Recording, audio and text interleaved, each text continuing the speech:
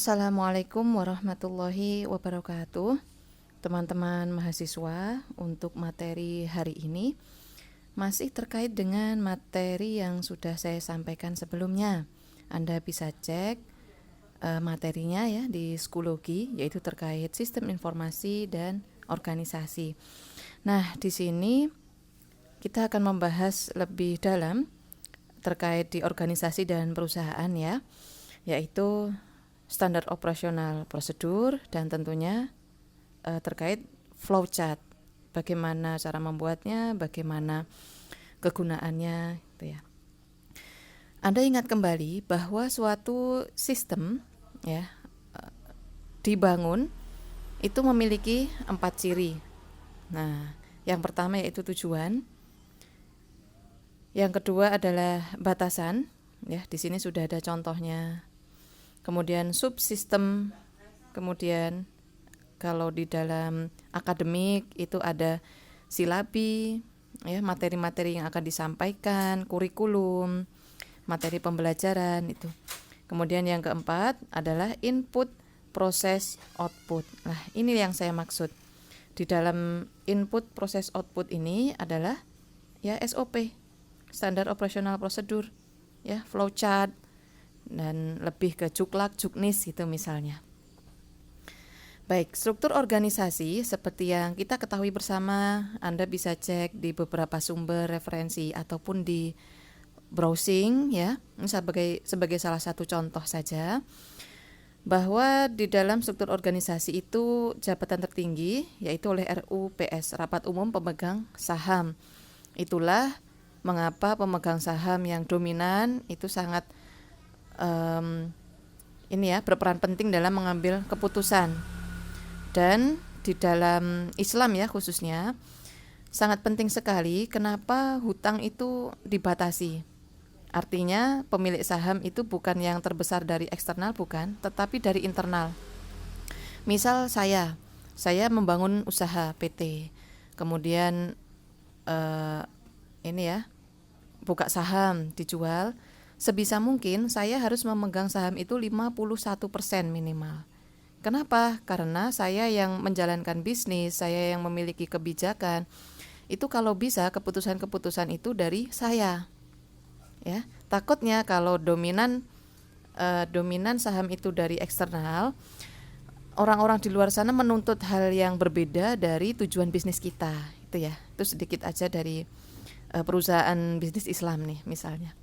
Nah, kemudian di bawah pemegang saham ada komisaris, ya, kemudian direktur utama dan direktur yang membawai langsung secara operasional dari bidang misalnya ini ya, penjaminan kredit, kemudian non kredit, keuangan, akuntansi, SDM, kemudian manajemen resiko, kemudian pengawas dan lain sebagainya.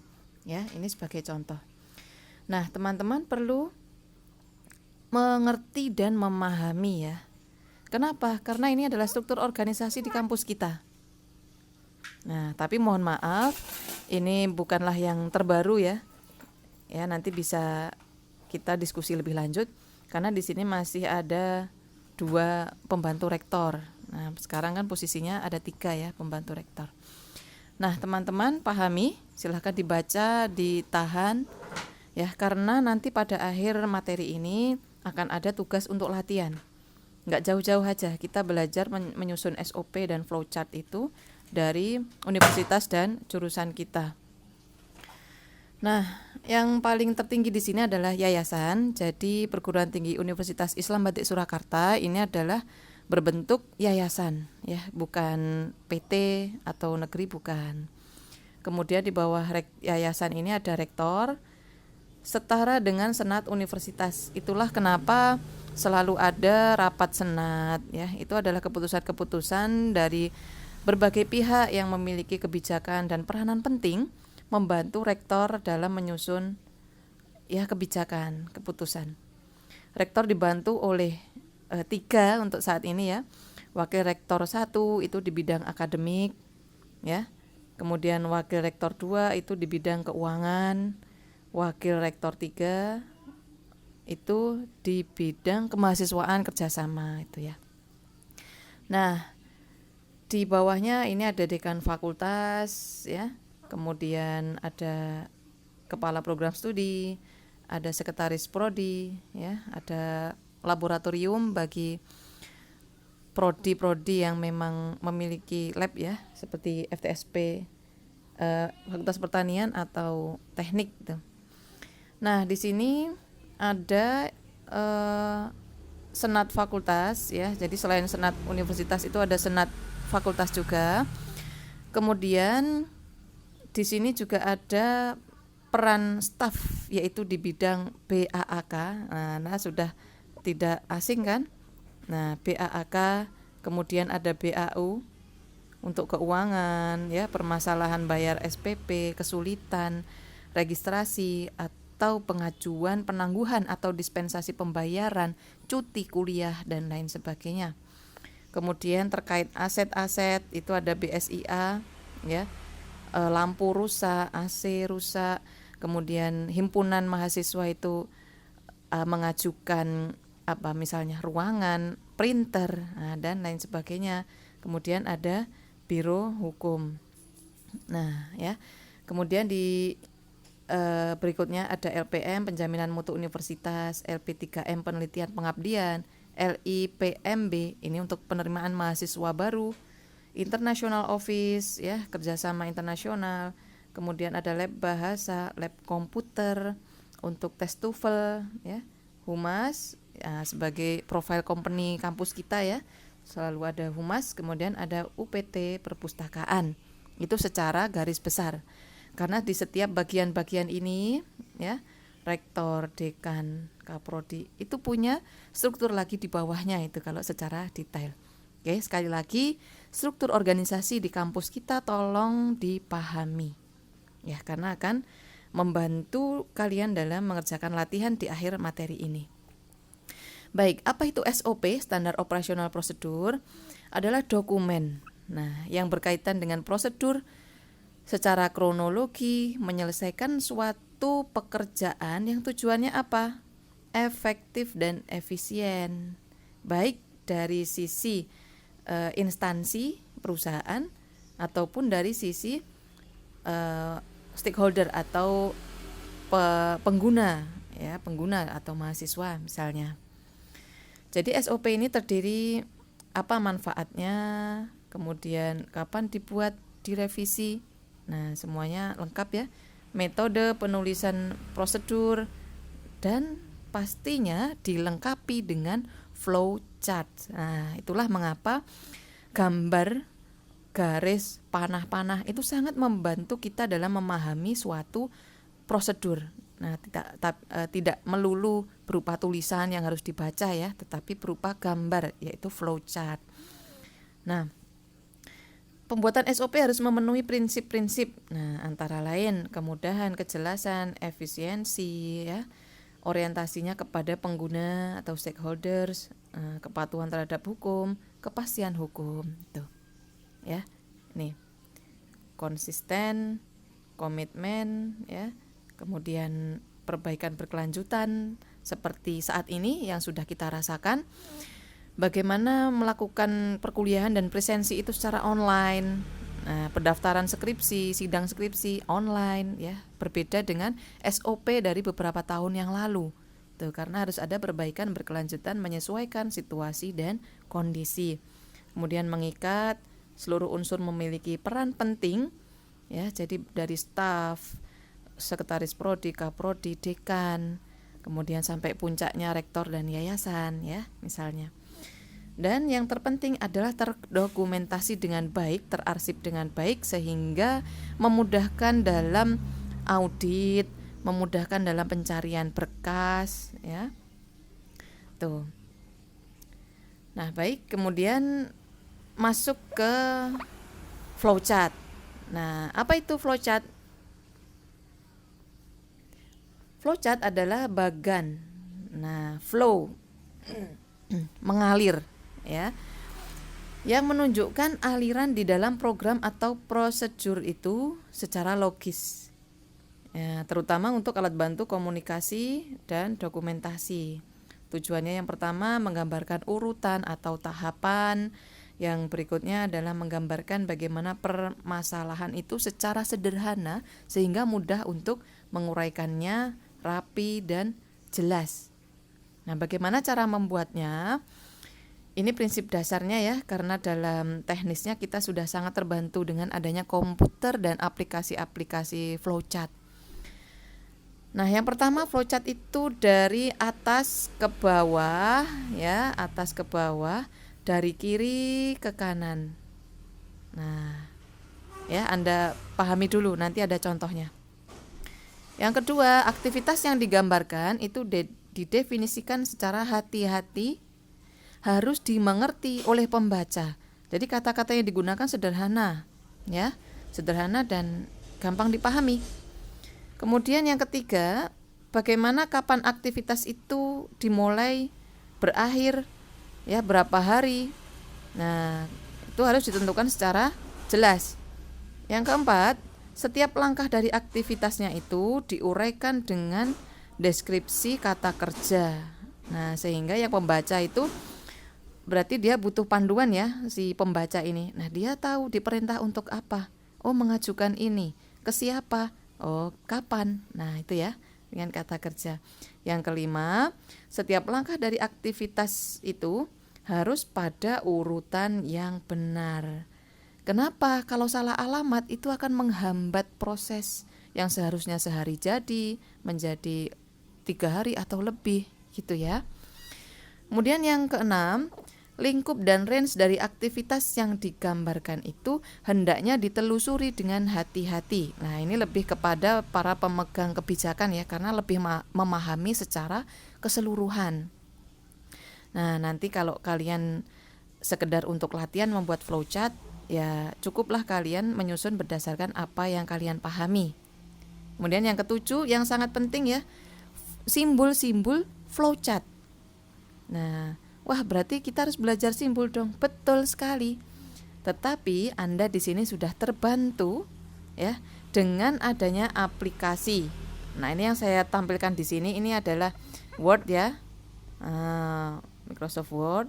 Anda klik insert, kemudian shapes. Di sini banyak sekali gambar-gambar ya. Nah, kalian langsung menuju ke flowchart nih, kelihatan ya. Ya. Nah, di sini contohnya tuh. Terminator. Nah, itu kalian cukup ya latihan aja sering-sering biar hafal.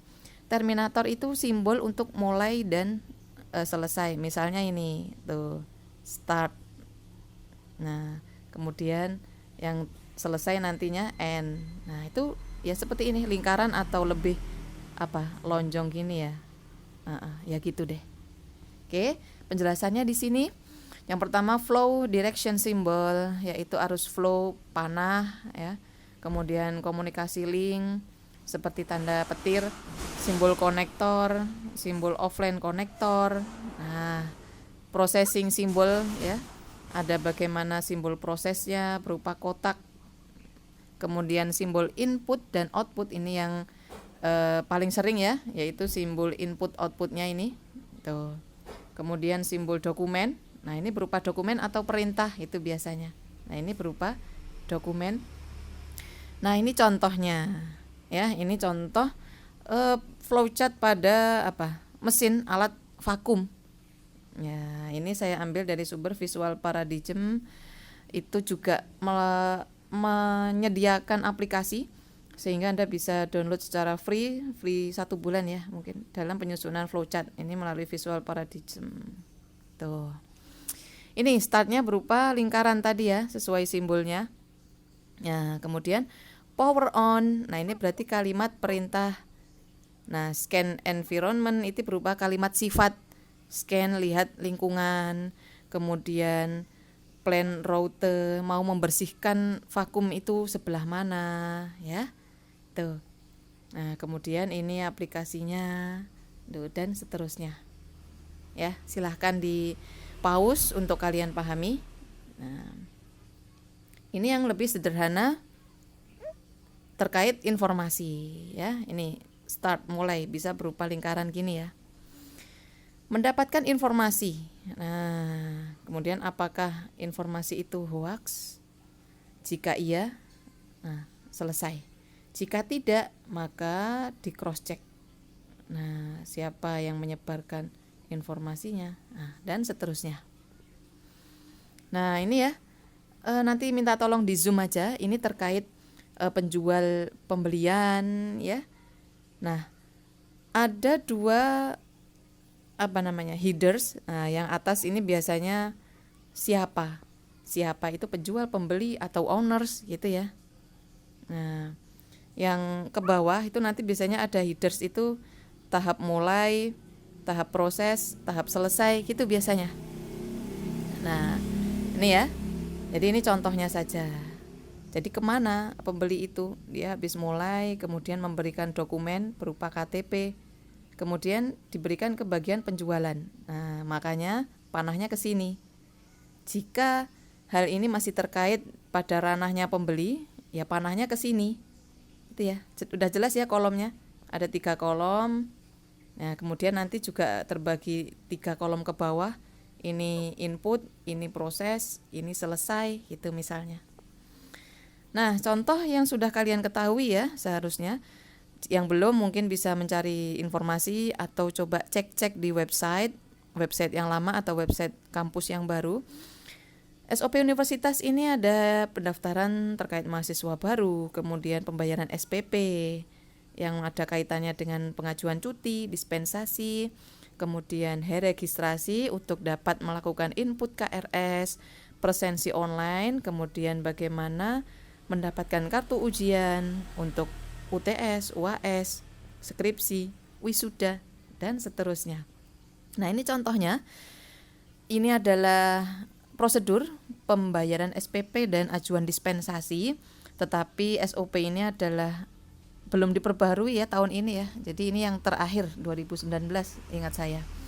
Ini yang saya maksud, headersnya itu ada 2. Yang horizontal itu adalah siapa ya, ada fakultas, kemudian kasir dulu ya sebelum ke BAU, kemudian wakil rektor bagian keuangan, kemudian rektor. Nah, yang ke bawah ini terbagi permohonan mahasiswa, kemudian pendataan BAU, kemudian persetujuan, kemudian selesai. Nah, nanti kalian latihan membuat flowchart ya begini, ada header secara horizontal, ada header secara vertikal. Nah, silahkan Anda baca. Ini contoh prosedur pembayaran SPP. Ya. Kotak yang bergelombang ini artinya dokumen. Ya, jadi surat permohonan dispensasi, mengetahui siapa saja. Ya, harus jelas ya. Kemudian masuk ke bagian penerimaan atau kasir, yaitu bagian pendataan BAU, jadi masuk di kolom sini ya, ini sudah betul. Nah, kemudian next, kemudian bagaimana jika ditolak ya, ini ditolak. Nah, kemudian jika diterima, ditindaklanjuti ya. Nah, gitu. Sampai dari ranah rektor ini persetujuannya. Sehingga selesainya di mana? Di fakultas. Nah, jadi teman-teman bisa cross check pada akhirnya, pada endingnya itu di fakultas. Yaitu berupa apa? Ini pembayaran SPP berarti teman-teman sudah bisa nginput KRS misalnya. Kemudian surat keterangan aktif kuliah boleh diminta ya. Atau ajuan cuti sudah di ACC. Nah, itu kemana? Ke fakultas. Lihat kolomnya di sini. Ya, kolomnya di sini. Oke. Ini contoh yang saya ambil dari website kampus kita, bisa dijadikan referensi untuk dibaca-baca ya.